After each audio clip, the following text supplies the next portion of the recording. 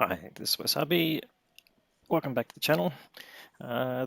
Subject of this video is the new French medium tank, the M4A1 FL10. We're just going to do a short review on it and some gameplay. This tank came out in the loot boxes for the holiday operations in this season.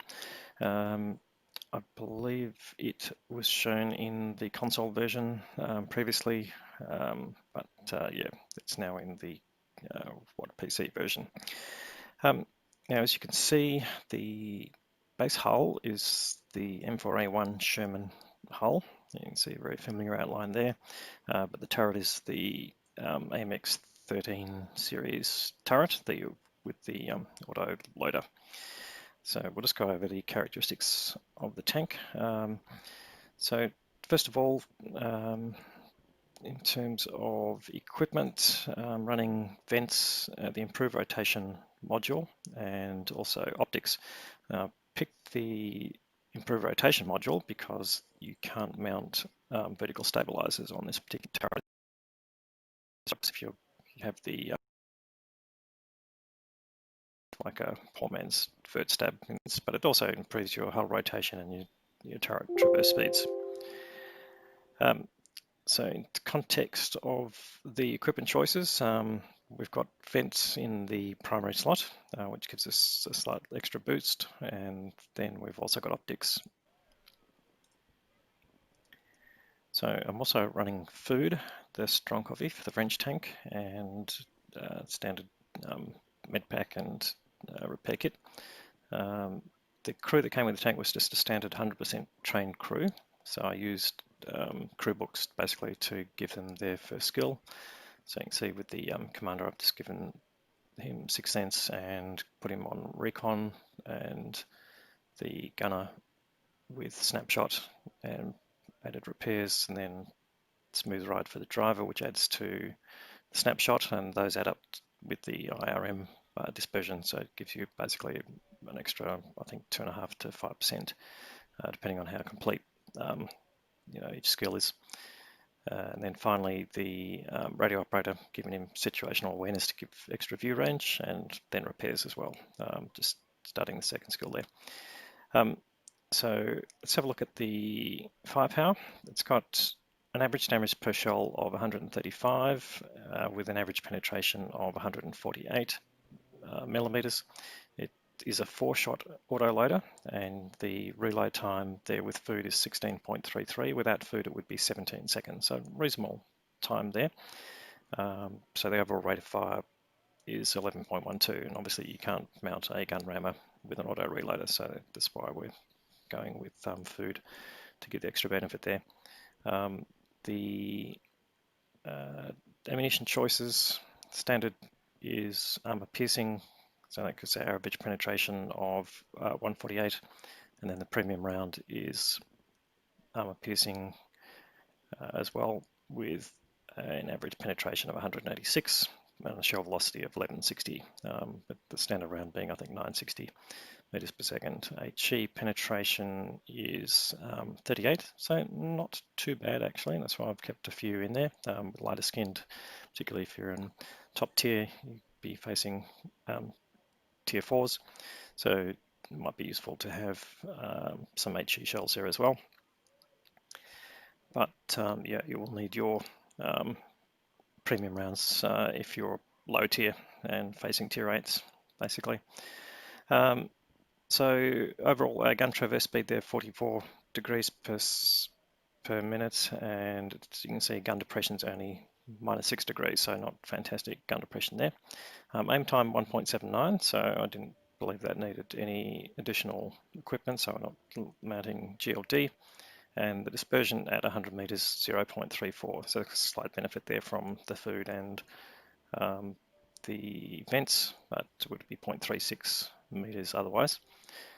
So the overall average damage per minute is pretty average in that sense, 1500 DPM, but its burst capacity is basically 540 damage per clip. So that's not unreasonable. It can almost clip out tier 6 and can definitely deal with tier 5s and 4s in one clip, and certainly lower hit point vehicles like SPGs, etc.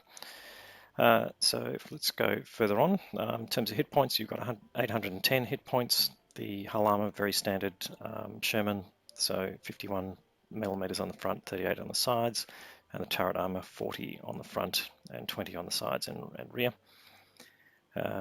Then in terms of mobility, the engine power is 530, so specific power 17, yeah, not too bad, but it's actually better than the Striv M42 57. You've got top speed of 48 kilometers per hour, although yeah, you will only get to that on hard surfaces. And then you've got a hull traverse speed. This is the additional IRM benefit of 54 degrees per second, so pretty reasonable hull traverse speed. In terms of concealment, we're not running the crew with any concealment factors, but we've got camo on the hull, so we've got 14.23 for stationary vehicle and 11.3 on moving, but it drops to 3 on firing, basically. So if you are too close to the bush when you fire, you get spotted fairly easily. View range, now this is optics and the vents and strong coffee, so we've got that up to 456, and signal range obviously pretty unimportant. All right, so that's the basic characteristics of the tank. You can see the crew layout is the same as the Sherman, so a four-member crew, and similar to some of the other tanks, but in terms of the higher tier French medium tanks have 3 crew members, so that doesn't fit that well into the rest of the medium line there. But nonetheless, let's have a look at how the tank plays. Compared to the Striv M42, it should be a slightly better tank. Anyway, let's go and have a look at a battle. So here we are, first battle in the tank, and we're on the Sand River map on the north side. We're going to head to the F5 bushes to basically try and spot the middle from both sides, but more particularly on the south side as tanks go up the K line. So this is an all tier 6 game, and we're one of 3 medium tanks, but we've got quite a number of heavy tanks, but similarly on the other side. And there are 3 artilleries on each side, so we'll see whether we get troubled by any of those. So we're just coming up to this bush to basically try and do some spotting. You're in a bit of a depression, so you're not really vulnerable to the light tanks that are scouting around the D line. But here we've spotted VK, the O2, and we're just putting some shots into his side. You see the gun handling, not too bad. We put it in blind shot there, and now we're on a 17-second reload.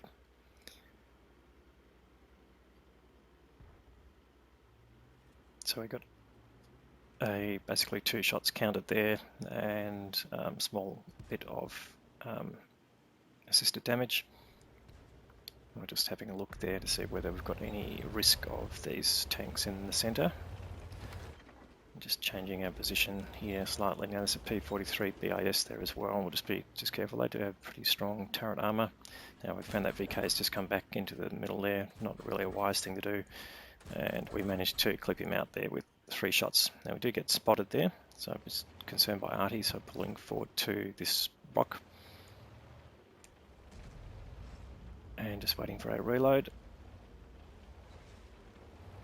So unlike the GSAW 1008 that I did in a previous video, which has got a massive 44-second reload, this one being only 17 seconds, it's actually shorter than the Lorraine 40T, but obviously this is lower tier than the Lorraine, being tier 8. Now we're just waiting to see whether that VK3001 will come further forward, but it doesn't. However, we just take a hit there from AT8, which looks like it's down there on the K line from the direction the shot has come in. So I just pulled back again to get under cover. I've got 2 kills already, just showing again how reactive you can be. And we're just seeing whether we can get an opportunity to shoot down on that ARL 44. You can see our gun depression doesn't really give us access fast enough, and we get spotted again, so we're just pulling back in case that 88 is looking our way. In fact, talking of the 88, there he comes up. Now we only have standard rounds loaded at this point, so this armor piercing, and we're just firing in at that 88. Not really much hope of doing any damage, but perhaps to do some critical hits, and just see the some critical damage being done, but not giving us any hit points for it. So I've got 680 damage so far. It's just that small amount of assisted. And that tank destroyer is just going off. It's behind the dune, so it comes up again. We'll just try and see if we can fire down onto his roof again, do critical damage. Potentially that was just the commander's hatch, and I'm not sure what critical damage we're doing there, but looks like he is tracked, whether that was us or not. But he's repaired and moving again, so not getting any benefit from that. So now we've got the tanks in the middle. Our scout has been removed. We've got that VK3601 there, and it doesn't look like there's any tanks out to my right, so I'm just going to come up behind this bush and see if we can spot this tank here. Now he's behind dunes, but we'll see whether he comes out again. And there he is actually, he's come out, so just fired some shots in, got 1 hit there, put tracking damage into him. Now you can see we're not, we do get 2 hits in, and finally some assisted damage. But you can see the average penetration there being relatively low is not really giving us everything we want, but I'm happy to stick with the standard rounds for the moment. Now the 88 is now hidden again, and looks like we've got a KV-85 on our base who is pushed in in order to see whether we can get any shots on him. But no, he's actually, well, he's being looked after by the tanks closer to base, but he's behind the depression, so we're not getting any shots on him. And in fact, there he goes. And we've just lost some tanks in the middle there to the VK3001. But we've spotted now the T150, or we have line of sight on him. So put a blind shot there. Now the second one definitely missed, so the first one looks like it went in. I want to see if we can respot him. There he is again. Once he fires, with good chance of respotting him. Now that one bounced. And just see whether we can get the final shot in on him. It's just a fraction there, not enough to shoot him with. So at this point, it looks like all the tanks on the north side have gone. So I'm just going to reload and moving forward. So here we are going downhill. We're doing, getting onto 50 Ks. But once we go uphill, you'll see the speed slows down pretty dramatically.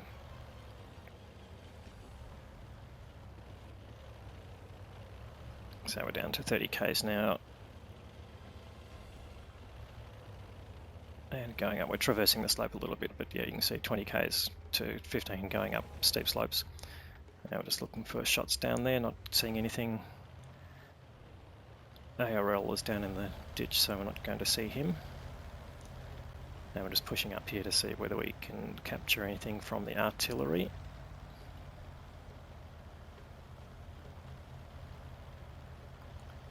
So you can see there, 47, 48 down the slope. Now we spotted one of the SPGs. So 3 shots in out of the clip, and that's the end of him. They just pull back behind cover just in case the other SPG decides to focus.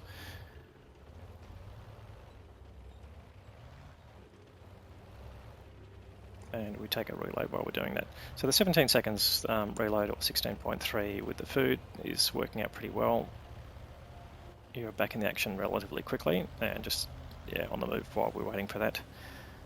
Just checking out where the next SPG is. There's only one left, and the T150 is getting hammered there, so I don't think we're going to get any hit points out of him.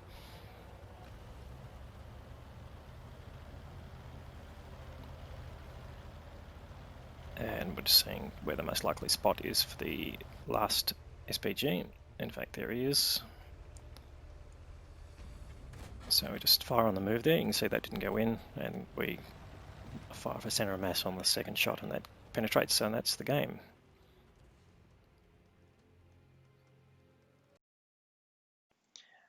So that was a second class mastery badge and Pascucci's medal for killing the 2 Arty. We ended up with 1746 damage. Wasn't shown in game as that, so that was a couple of blind shots that connected, and the 4 kills. 115,000 credits, and that was related to the premium mission completion for 50k, and then the additional amount from the holiday ops bonuses there. So we got top experience there, just missed out on 1,000 base experience, but yeah, we could have potentially got a little bit more damage if we'd been a bit more mobile, possibly. But otherwise, yeah, finished in the top group, and obviously contribute there to the overall win. 27 shots fired, 24 connected, and of those 15 penetrated. So the misses, yeah, we saw those. And the lack of penetration, that was probably some optimistic aiming there, particularly on the 88. We were just pinging away, hoping to get some shots in. Didn't cost us any ammunition resupply. That's because the tank came with a full load of standard ammunition, and we still had some in the depot there. But otherwise, yeah, satisfactory game for the first battle there.